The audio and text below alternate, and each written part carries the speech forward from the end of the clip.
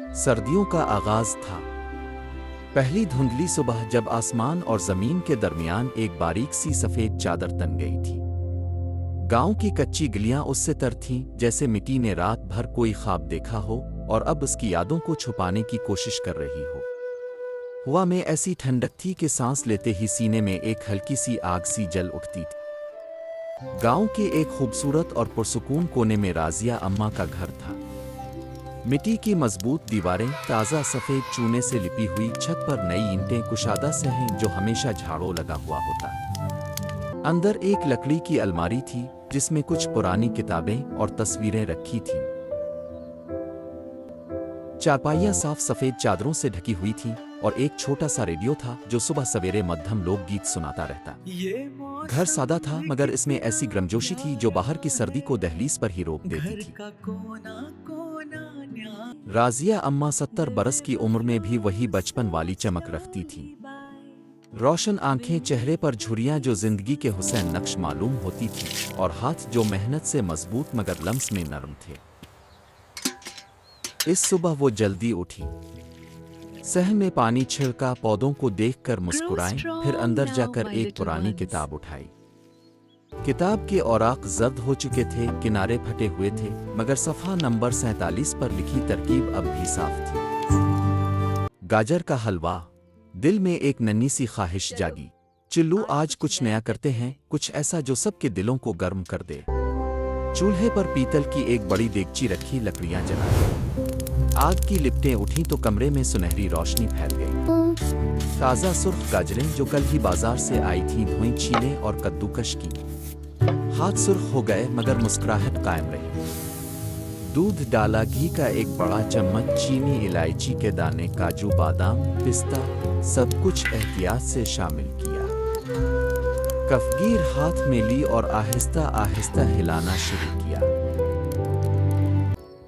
हलवे की खुशबू आहिस्ता आहिस्ता घर की दीवारों से निकलकर सहन में, फिर गिल्ली में फैलने लगी। शाम ढली तो हलवा तैयार था, सुनहरी रंग, गाढ़ा, मीठी खुशबू से भरपूर। राजिया अम्मा ने मिट्टी के छोटे छोटे प्यालों में हलवा डाला और बच्चों के हाथों में थमा दिया। जाओ हर घर में दे आओ, कहना राजिया अम्मा ने मोहब्बत से भेजा है। रात को जब लोग प्याले खोलकर हलवा खा रहे थे तो गांव में एक अजीब सी खामोशी छा गई, खुशी वाली खामोशी। कोई कह रहा था वाकया जायका है, कोई बस आंखें बंद करके नवाला चख रहा था जैसे दुआ मांग रहा हो। अगली रात दरवाजे पर दस्तक हुई। शाहिदा बीबी और उनकी बहू नरगिस थीं। अम्मा जी, कल रात वाला हलवा अभी तक मुंह में है, आज भी बनाएंगी ना? राजिया अम्मा की आंखें नम हो गईं। बेटी, आज से ये हम सब का काम है। यूं ये एक मामूल बन गया। हर रात सहन भर जाता। औरतें आती, कोई गाजरें लाती, कोई दूध का डब्बा, कोई चीनी का पैकेट, कोई बस हाथ बटाने।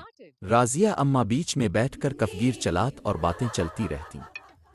हलवा भी तैयार हो जाता और साथ साथ बातें भी हो जाती। यूं राजिया अम्मा के हाथों में सिर्फ कफगीर नहीं चलता था, वो मोहब्बत को पकाती थी और वो मोहब्बत पूरे गांव को एक घर बना देती थी। एक रात सगीरा खाला ने मुस्करा कर कहा, अम्मा जी, आज मेरी बहू राबिया ने खुद कहा है कि गाजरें वो काट कर लाएंगी।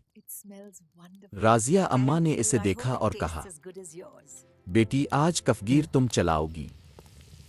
राबिया ने कफगीर हाथ में ली। सब ने देखा कि इसके हाथ कांप रहे थे, मगर जब उसने हिलाना शुरू किया तो खुशबू और भी गहरी हो गई। जब हलवा तैयार हुआ तो सब ने एक साथ खाया। So delicious. Absolutely perfect, अम्मा। वाह राबिया, तेरे हाथों में तो जादू है। ये लम्हा घर में एक छोटा सा त्योहार बन गया। एक और रात तेज बारिश हुई, बादल गरज रहे थे, बिजली कड़क रही थी। सब अपने अपने घरों में कैद हो गए मगर राजिया अम्मा का दरवाज़ा खुला रहा। औरतें छतरियां उठाए आईं, गीले कपड़ों समेत चूल्हे के पास बैठ गईं, मगर चेहरों पर मुस्कुराहटें थीं। इस रात हलवा बनाते बनाते एक पुराना सिंधी लोक गीत शुरू हो गया। एक ने आहिस्ता से गाया, दूसरी ने साथ दिया, फिर बारिश की आवाज, आग की चटपटाहट और गीतों की सारैली ले सब मिलकर राजिया अम्मा खामोशी से देख रही थीं और दिल में सोच रही थीं, ये खुशबू नहीं, ये दिलों की गर्मी है जो फैल रही है।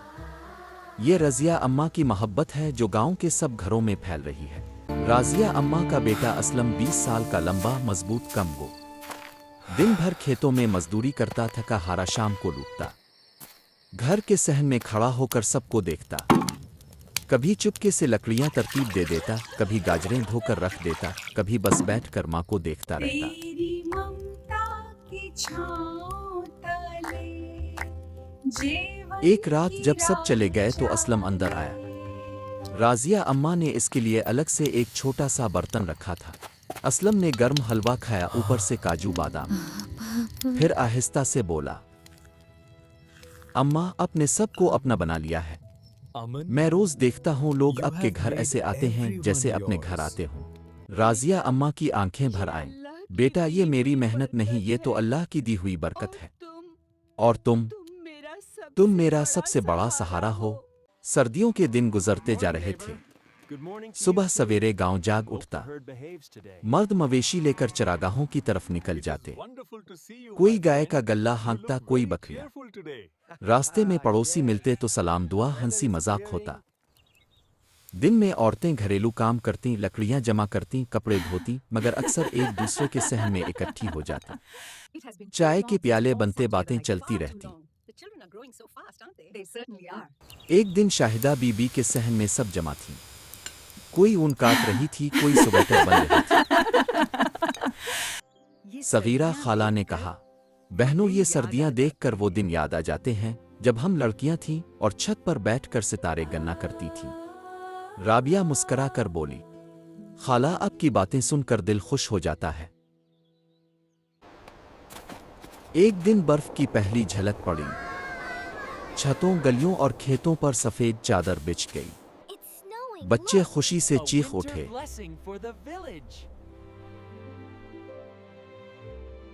बर्फ पड़ी, बर्फ पड़ी। मर्दों ने मवेशी जल्दी वापस लाए। एक पड़ोसी ने दूसरे से कहा,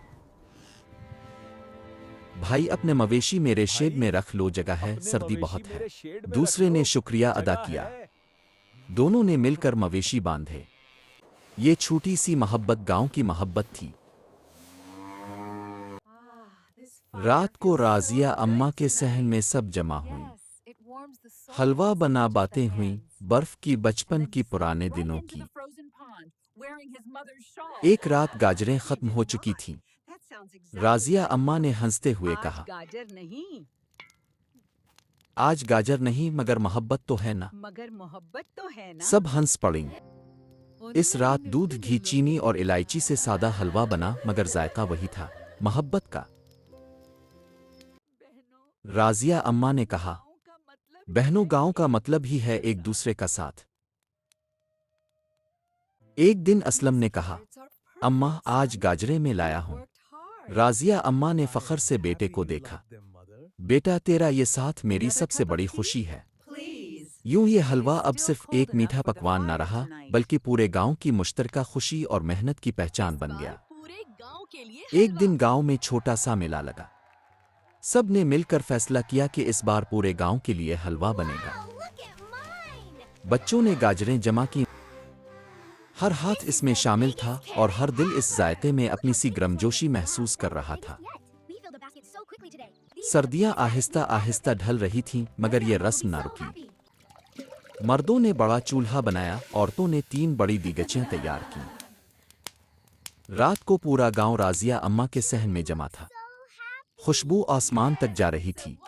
बच्चे नाच रहे थे, जवान गीत गा रहे थे, बूढ़े दुआएं दे रहे थे। जब सब ने हलवा खाया तो एक बुजुर्ग खातून ने आंखें नम करके कहा, राजिया तेरी ये देगची हमारे दिलों को जोड़ने वाली है। राजिया अम्मा ने सर झुका लिया। नहीं बहन, ये देगची मेरी नहीं, ये हम सब की मोहब्बत की है। सबक, जिंदगी की असल मिठास ना गाजरों में है ना चीनी में। असल मिठास उन छोटे छोटे लम्हों में है जो हम एक दूसरे के साथ बांटते हैं। एक मुस्कुराहट, एक मदद का हाथ, एक गर्म नवाला, एक दूसरे के लिए वक्त निकालना।